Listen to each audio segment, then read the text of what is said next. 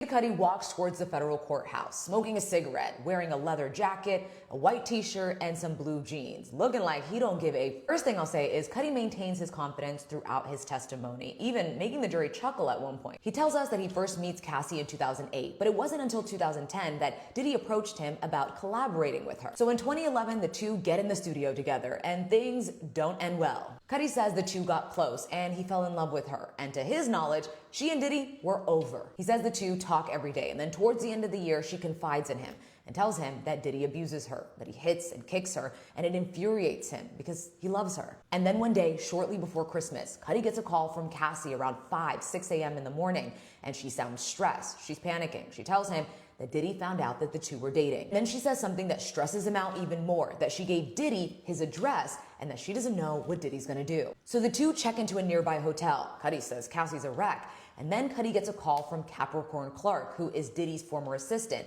and she tells him, Diddy is inside your house. At this point, Cudi says Diddy has crossed the line, so he calls him, angry, and in a calm voice, he says Diddy tells him he's here so that they can talk. So now Cudi says he's rushing home so that he can fight Diddy. But then on his way, he realizes that he doesn't know what he's walking into. He doesn't know if he has guns. So he calls the cops. Now, Cudi says he left his front door unlocked, but when he gets home, he realizes the security cameras have moved. And when he goes inside, he sees that Christmas presents have been opened and that his dog that roams freely around in the house was locked in the bathroom. Days later, Cudi flies to Connecticut to be with Cassie and her family for Christmas. And it was during this time that Regina Ventura, Cassie's mother, says she received an email from her daughter that made her physically ill. Cassie opened up about the abuse and told her mom that Diddy was threatening to release a sex tape starring her on Christmas Day and another shortly after, and that he also threatened to send someone to her, both her and Kid Cudi. During this trip, Kid Cudi says that Diddy was calling him multiple times, but he didn't want to talk to him, accusing him of breaking into his home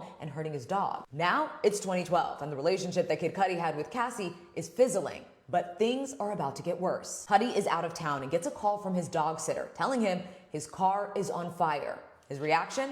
What the? Someone had ripped a hole in the top of his black Porsche convertible and dropped a Molotov cocktail inside. The inside was badly damaged and charred. Cudi says he realizes things are getting out of hand, so he calls Diddy and says he's ready to talk. So the two arrange to meet at the Soho house. Cudi says he walks into a private room and standing there is Diddy, looking out of the window overlooking Beverly Hills. He says he looked like a Marvel supervillain.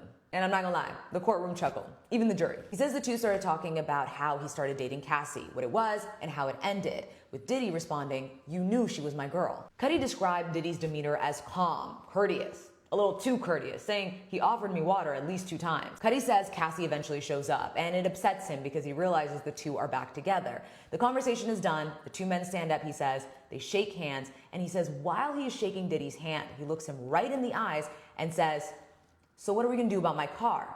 And he says Diddy looks him right back in the eyes and says, "I don't know what you're talking about." Years later, Cudi says that he runs into Diddy and Diddy apologizes for everything. And he says that brought him peace because he never thought he would get an apology.